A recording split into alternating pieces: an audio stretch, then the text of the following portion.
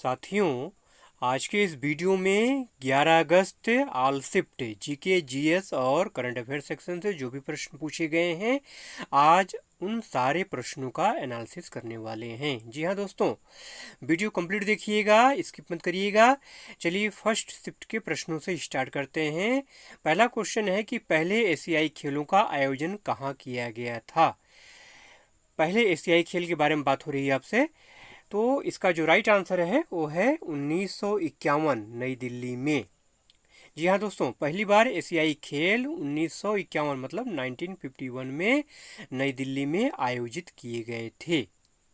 ठीक है, 1982 में भारत ने फिर से एशियाई खेलों की मेजबानी की थी और अब तक 17 एशियाई खेलों का आयोजन किया जा चुका है। ठीक है, ये सारे फैक्ट भी ध्यान में रखना है, नोट करते जाना है। नेक्स्ट क्वेश्चन पूछा गया कि बंगाल में द्वैध शासन की स्थापना किसने की। इसका राइट आंसर है रॉबर्ट क्लाइव। आपसे ये भी पूछा जा सकता है कि द्वैध शासन को किसने हटाया। ठीक है, तो क्लाइव ने द्वैध शासन स्थापित किया था।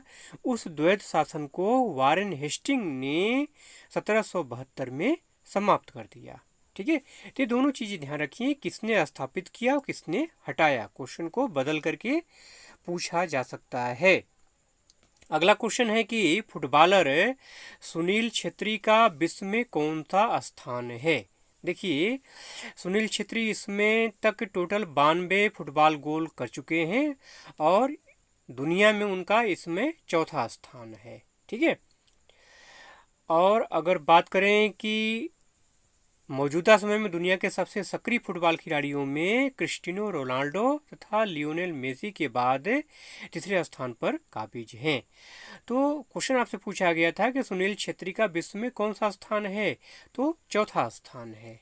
ठीक है, अगला क्वेश्चन है कि किस नृत्यांगना को 2022 में पद्मश्री से सम्मानित किया गया। तो इसका जो राइट आंसर है वो है मुथु कन्नमल।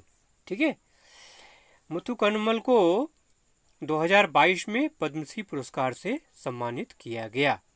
ठीक है, आप सधीर नृत्य शैली की नृत्यांगना हैं। अगला क्वेश्चन है कि रामनाद बी राघवन का संबंध किस वाद्य यंत्र से है। इसका जो राइट आंसर है वो है मृदंगम। नेक्स्ट क्वेश्चन है कि सामाजिक और आर्थिक न्याय का संबंध किस अनुच्छेद से है। इसका राइट आंसर है अनुच्छेद 38।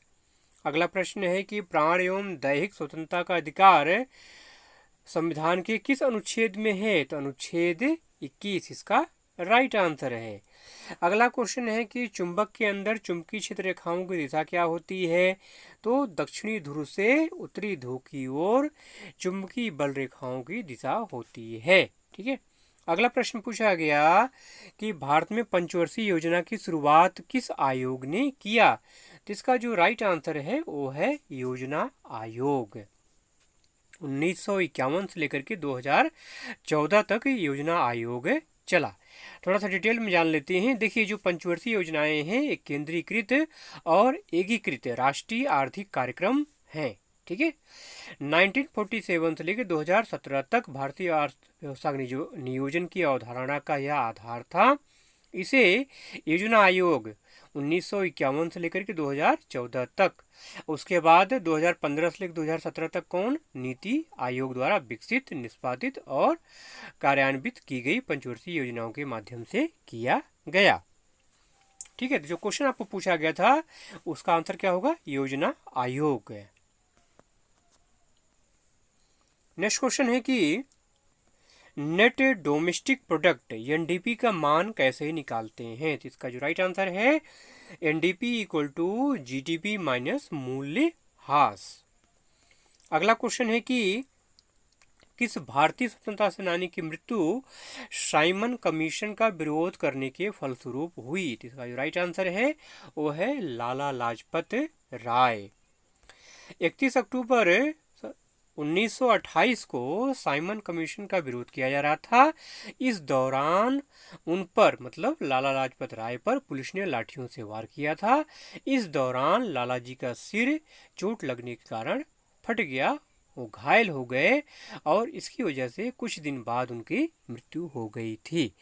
तो इसका जो राइट आंसर है वो क्या है? लाला लाजपत राय।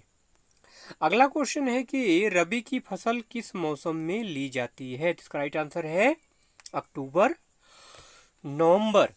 अगर आपसे पूछा जाए कि रबी की फसलें कौन कौन सी हैं, तो गेहूं है, जौ है, आलू, चना, मसूर, अलसी, मटर, सरसों, ये सब रबी की फसलें हैं। क्वेश्चन इस टाइप से बन सकता है कि निम्नलिखित फसलों में से कौन सी फसल रबी की फसल है, इस टाइप से क्वेश्चन आ सकता है। तो समय के साथ साथ आपको ये भी ध्यान में रखना है कि रबी के मौसम में कौन सी फसलें बोई जाती हैं। ठीक है। अगला प्रश्न है कि चूना उत्पादन में कौन सा राज्य पहले स्थान पर है? तो इसका जो राइट आंसर है वो है कर्नाटक। कर्नाटक में सबसे अधिक चूना पत्थर का भंडार है, लगभग 28% है। ठीक है, लगभग 28% जो है चूना पत्थर कर्नाटक में पाया जाता है। इसके बाद नंबर आता है आंध्र प्रदेश का और राजस्थान का। ठीक है, जिनमें प्रत्येक में लगभग 11% जो है चूना पत्थर पाया जाता है। नेक्स्ट क्वेश्चन है, नृत्य से पूछा गया कि चरी नृत्य का संबंध किस राज्य से है? जिसका राइट आंसर है राजस्थान। ये महिलाओं का एक अनूठा और सामूहिक नृत्य है। राजस्थान कुछ और नृत्य के बारे में हम जान लेते हैं। कालबेलिया है, भवई है, कच्ची घोड़ी है, गैर नृत्य है, चारी है, कठपुतली नृत्य है। तो ये सारे भी ध्यान रखिए आप जो है, क्योंकि ये भी पूछा जाता है बार बार। ये सारे के सारे जो मैंने बताए ये भी सब इम्पोर्टेंट हैं। अगला क्वेश्चन है कि सोने की बीमारी किस कारण से होती है? सोने की बीमारी मतलब स्लीपिंग सिकनेस। ठीक है, तो यह जो है ट्रिपेनोसोमा जीनस नाम के प्रोटोजोआ के कारण होता है स्लीपिंग सिकनेस। इसमें होता क्या है, आदमी को हमेशा हर समय नींद आती है। ठीक है। अगला क्वेश्चन है कि ITF चैंपियनशिप 2022 में किस खिलाड़ी को टेबल टेनिस में कांस्य पदक प्राप्त हुआ? तो इसका राइट आंसर है मनिका बत्रा। आइए अब कुछ इंग्लिश के प्रश्नों को देख लेते हैं। एंटोनिम ऑफ रिसोल्यूट, ठीक है, तो इरेसोल्यूट हो जाएगा, हाफ हार्टेड हो जाएगा। ठीक है, जैसा ऑप्शन होगा वैसा टिक करेंगे। एंटोनिम ऑफ कैप्टिवेटेड पूछा गया था, तो इसका रिपेल हो सकता है, बोर हो सकता है, रिपेलेंट हो सकता है, बोरिंग हो सकता है। जैसा ऑप्शन रहेगा वैसा टिक करेंगे। चलिए अब यहाँ से हम सेकेंड शिफ्ट के 11 अगस्त सेकेंड शिफ्ट के प्रश्नों को देख लेते हैं। अगर आपको PDF की आवश्यकता है, आप PDF चाहते हैं इस वीडियो का, तो PDF का लिंक डिस्क्रिप्शन में दिया हुआ है, मतलब टेलीग्राम का लिंक डिस्क्रिप्शन में दिया हुआ है। जाके टेलीग्राम पे ज्वाइन हो जाइए। टेलीग्राम पे आपको जो है PDF का लिंक मिल जाएगा, PDF वहाँ पे अवेलेबल है। ठीक है, चलिए सेकेंड शिफ्ट का पहला क्वेश्चन है कि यामिनी कृष्णमूर्ति का संबंध है किस नृत्य शैली से है? तो इसका राइट आंसर है भरतनाट्यम और कुचिपुड़ी। ठीक है, और एक चीज और जान लीजिए, 2001 में भारत सरकार ने कला क्षेत्र में पद्म भूषण से यामिनी कृष्णमूर्ति को सम्मानित किया। ठीक है, अगला क्वेश्चन है कि इनमें से कौन मौलिक कर्तव्य नहीं है? अब ये तो ऑप्शन ऊपर डिपेंड करता है, आपको हम मौलिक कर्तव्य के बारे में डिटेल में बता देते हैं। ठीक है, इसके पहले भी कई वीडियो मैंने बताया है, आज फिर मैं मौलिक कर्तव्य के बारे में पूरा डिटेल बता देता हूँ कंप्लीट। इसके बाहर क्वेश्चन कभी आएगा ही नहीं। ठीक है, देखिए मौलिक कर्तव्य का जो विचार है ये रूस के संविधान मतलब तत्कालीन सोवियत संघ से प्रेरित है। ठीक है, पहली बात। दूसरी बात ये कि मौलिक कर्तव्य जो है 42वां जो संविधान संशोधन हुआ 1976 में स्वर्ण सिंह समिति की सिफारिशों के आधार पर भाग 4 में इसको शामिल किया गया। ठीक है, तीसरी बात यह कि मूल रूप से मौलिक कर्तव्यों की संख्या पहले 10 थी और बाद में 46वां संविधान संशोधन हुआ, उसके द्वारा जो है 2000 में 46वां संविधान संशोधन हुआ था, तो उसके द्वारा 11वां मौलिक कर्तव्य जोड़ा गया। ठीक है, अगली बात यह कि सभी 11 कर्तव्य संविधान के अनुच्छेद 51 भाग 4 में सूचीबद्ध हैं। ठीक है, और सबसे महत्वपूर्ण बात यह कि राज्य के नीति निर्देशक सिद्धांतों की तरह मौलिक कर्तव्य भी प्रकृति में क्या हैं, गैर न्यायिक हैं। ये जो मैंने भी बताया है ये अक्सर पूछा जाता है कि मौलिक कर्तव्य की प्रकृति कैसी है, तो ध्यान रखिए गैर न्यायिक, नॉन जुडिशियल। ठीक है, अब आपको हम मौलिक कर्तव्यों की पूरी सूची ही दे देते हैं। ठीक है, पहला क्या है, संविधान का पालन करें और उसके आदर्शों, संस्थाओं, राष्ट्रध्वज एवं राष्ट्रीय गान का आदर करें। ठीक है। सेकंड है कि स्वतंत्रता के लिए राष्ट्रीय आंदोलन को प्रेरित करने वाले उच्च आदर्शों को हृदय में संजोए रखें और उनका पालन करें। तीसरा है कि भारत की संप्रभुता, एकता और अखंडता की रक्षा करें तथा उसे अक्षुण्ण रखें। चौथा है देश की रक्षा करें और आह्वान किए जाने पर राष्ट्र की सेवा करें। पांचवा है मौलिक कर्तव्य कि भारत के सभी लोगों में समरसता, समान भारतीयता की भावना का निर्माण करें, जो धर्म, भाषा व प्रदेश या वर्ग आधारित सभी प्रकार के भेदभाव से परे हो। ऐसी प्रथाओं का त्याग करें जो स्त्रियों के सम्मान के विरुद्ध हो। छठवां है कि हमारी सामाजिक संस्कृति की गौरवशाली परंपरा का महत्व समझें और उसका परिरक्षण करें। सातवां है कि प्राकृतिक पर्यावरण जिसके अंतर्गत वन, झील, नदी और अन्य वन्य जीव आते हैं, उनकी रक्षा और संवर्धन करें तथा प्राणी मात्र के लिए दया भाव रखें। आठवां है कि वैज्ञानिक दृष्टिकोण से मानववाद और ज्ञानार्जन तथा सुधार की भावना का विकास करें। नौवां है कि सार्वजनिक संपत्ति को सुरक्षित रखें और हिंसा से दूर रहें। 10वां है व्यक्तिगत और सामूहिक गतिविधियों के सभी क्षेत्रों में उत्कर्ष की ओर बढ़ने का सतत प्रयास करें, जिससे राष्ट्र प्रगति की ओर निरंतर बढ़ते हुए उपलब्धि की नई ऊंचाइयों को प्राप्त किया जा सके। और 11वां है मोस्ट इम्पॉर्टेंट कि 6 से 14 वर्ष की आयु के बीच के अपने बच्चों को शिक्षा के अवसर प्रदान करना। ठीक है, ये 86वां संविधान संशोधन अधिनियम 2002 के द्वारा जोड़ा गया। तो ये पूरा का पूरा फैक्ट मैंने मौलिक कर्तव्य के बारे में आपको बता दिया। इससे बाहर कोई भी क्वेश्चन नहीं बन सकता है। ठीक है, पीडीएफ अगर आप डाउनलोड कर लेंगे तो बाकायदा सारी चीज़ें आपके सामने उपलब्ध हो जाएंगी। हो सकता है वीडियो में ना समझ में आया हो मेरी बात अच्छे से, तो आप पीडीएफ डाउनलोड कर लीजिए, वहाँ से अच्छे से बातें समझ में आ जाएंगी। ठीक है, अगला क्वेश्चन है कि अनुच्छेद 43B का संबंध किससे है। ठीक है, अनुच्छेद 43B का संबंध सहकारी समितियों से है। किससे? सहकारी समितियों से। अगला क्वेश्चन, बिस्मिल्लाह खां का संबंध किस वाद्य यंत्र से है? इसका राइट आंसर है शहनाई। जी हाँ दोस्तों, बिस्मिल्लाह खां हिंदुस्तान के प्रख्यात शहनाई वादक थे। एक चीज और जानते रहिए, 2001 में उन्हें भारत के सर्वोच्च सम्मान भारत रत्न से सम्मानित किया गया। और एक चीज और महत्वपूर्ण फैक्ट कि वह भारत के तीसरे भारतीय संगीतकार हैं जिन्हें भारत रत्न से सम्मानित किया गया। ठीक है, अगला क्वेश्चन है कि भारतीय राष्ट्रीय कांग्रेस के द्वितीय सम्मेलन की अध्यक्षता किसने की? जिसका राइट आंसर है दादा भाई नेहरू जिनको कि वयोवृद्ध पुरुष के नाम से भी जाना जाता है। गरीबी का आकलन सबसे पहले दादा भाई नेहरू ने किया था। सारे फैक्ट भी आपको ध्यान में रखना है। और कांग्रेस का जो द्वितीय सम्मेलन है वो 1886 में हुआ था। कहाँ हुआ था? कोलकाता में हुआ था। ठीक है, अगला क्वेश्चन पूछा गया कि हेमा मालिनी का संबंध किस नृत्य से है? तो इसका राइट आंसर है भरतनाट्यम। अगला क्वेश्चन है कि पंचवर्षीय योजना का उद्देश्य क्या था? देखिए, अब जो भी आपसे पूछा गया उसके बारे में बताना होगा आपको जो है। ठीक है, तो हम कुछ यहाँ बता देते हैं आपको। पहली पंचवर्षीय योजना का उद्देश्य देश का कृषि विकास था। दूसरी योजना का उद्देश्य देश का औद्योगिक विकास था। तीसरी योजना का उद्देश्य देश के अर्थव्यवस्था को स्वतंत्र बनाना था। चौथी पंचवर्षीय योजना का उद्देश्य विकास के साथ स्थिरता और आत्मनिर्भरता की उपलब्धि प्राप्त करना था। पंचवर्षीय योजना के बारे में अगर आपको डिटेल जानना है, कंप्लीट जानकारी चाहिए, तो पंचवर्षीय योजना के बारे में वीडियो एक बना हुआ है। ठीक है, एसएससी का जो प्लेलिस्ट है उसमें जाएंगे तो पंचवर्षीय योजना के ऊपर आपको एक कंप्लीट वीडियो, मतलब उससे बाहर कोई क्वेश्चन आने ही वाला नहीं है, तो वहां से जाके पंचवर्षीय योजना को आप रिवाइज कर सकते हैं अच्छे से।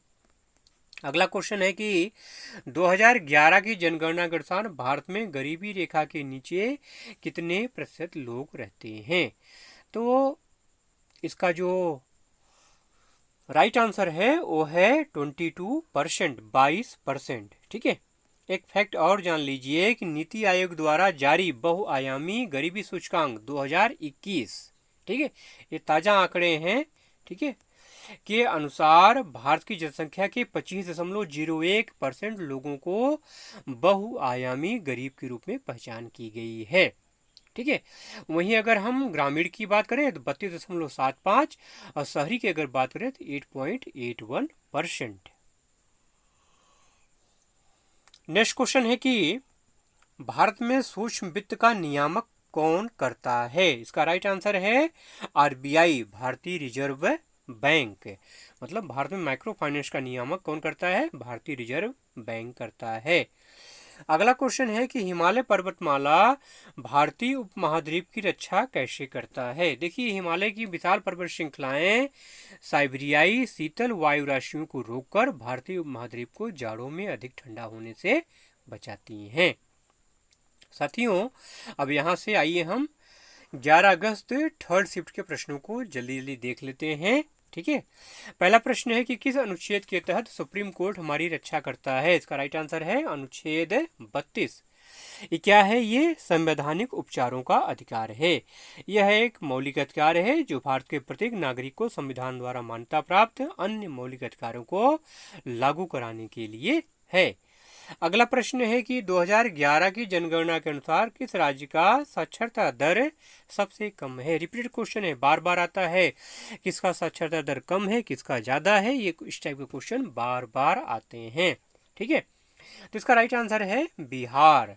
ठीक है, बिहार का जो साक्षरता दर है वो 61.80 है और बिहार के पुरुषों की साक्षरता दर की अगर बात करें 71.20% है और महिलाओं का 51.50% है। तो ये फैक्ट भी आपको नोट करके दिमाग में रखना है। नेक्स्ट क्वेश्चन है कि इनमें से पंचवर्षीय योजना का क्या उद्देश्य नहीं है? ठीक है, तो देखिए क्वेश्चन अभी ऊपर शिफ्ट में आया था, दोबारा ये क्वेश्चन रिपीट हुआ है, तो हमने बताया था। ठीक है, तो पंचवर्षीय योजना के ऊपर डिटेल्ड वीडियो मैंने बना रखा है, वहाँ पे जाके पूरा जो है आप उसको कंप्लीट वॉच कर लीजिए, तो पंचवर्षीय योजना आपको कंप्लीट तैयार हो जाएगा। ठीक है, अगला क्वेश्चन है कि बजट 2023 के अनुसार कितनी आय टैक्स फ्री है? तो 7 लाख तक की इनकम क्या है? टैक्स फ्री है। वित्त वर्ष 2023-24 में आपकी सालाना आय 7 लाख रुपए अगर होती है और आप नया टैक्स रिजीम चुनते हैं तो आपको कोई टैक्स नहीं देना होगा। ठीक है, अगला क्वेश्चन विज्ञान से है कि कपूर को गर्म करने पर क्या होगा? देखिए, वैसे अगर किसी ठोस को आप गर्म करते हैं तो पहले वो लिक्विड में बदलता है, फिर गैस में बदल जाता है, लेकिन कपूर के साथ ऐसा नहीं होता है। कपूर या अमोनियम क्लोराइड को जब आप गर्म करते हैं तो यह बिना द्रव में बदले ही गैस में बदल जाता है और जब गैस को ठंडा किया जाता है तो यह गैस से सीधे ठोस में बदल जाता है। ऐसा क्यों होता है? ऐसा ऊर्ध्वपातन के कारण होता है। ठीक है, ये चीज ध्यान रखना है आपको। अगला क्वेश्चन है कि उपराष्ट्रपति का पद किस देश के संविधान से लिया गया है? तो इसका राइट आंसर है संयुक्त राज्य अमेरिका। नेक्स्ट क्वेश्चन है कि उत्तर भारत में सर्दी के लिए कौन सा कारक जिम्मेदार है? तो पश्चिम और उत्तर पश्चिम से चक्रवाती विक्षोभों का आना, ये उत्तरी मैदानी इलाकों में ठंड के मौसम का एक विशिष्ट क्या है? विशेषता है, कारक है। अगला प्रश्न है कि निम्न में से कौन सी फसल खरीफ के मौसम में बोया जाता है? तो मैं आपको खरीफ की सारी फसलें बता देता हूँ। धान है, मक्का है, ज्वार है, बाजरा है, मूंगफली है, मूंग है, गन्ना है, सोयाबीन है। तो ये सारी फसलें जो है खरीफ की फसलें हैं। ठीक है, अब जैसा ऑप्शन रहेगा वैसा आप टिक करेंगे। नेक्स्ट क्वेश्चन है, विश्व शतरंज चैंपियनशिप 2023 किसने जीता? इसका राइट आंसर है डिंग लिरेन। डिंग लिरेन ने इयान नेपोत्रियाक्ची को टाई ब्रेकर मुकाबले में पराजित करके खिताब जीता। अगला क्वेश्चन है कि महिलाओं की 100 मीटर बाधा दौड़ में कितनी ऊंचाई होती है? तो देखिए, महिलाओं की 2 बाधा दौड़ होती है, 100 मीटर और 400 मीटर। तो 100 मीटर की अगर बात करें तो 83.8 सेंटीमीटर या 0.838 मीटर ऊंचाई होती है। ठीक है, वहीं अगर 400 मीटर की बात करें तो 0.762 मीटर होती है। अगला क्वेश्चन है कि लघु बैंक कितने समय के लिए पैसा उधार दे सकता है? ठीक है, तो इसका जो राइट आंसर है वह है 12 से 60 महीनों के बीच कभी भी आपका चुकौती की अवधि हो सकती है।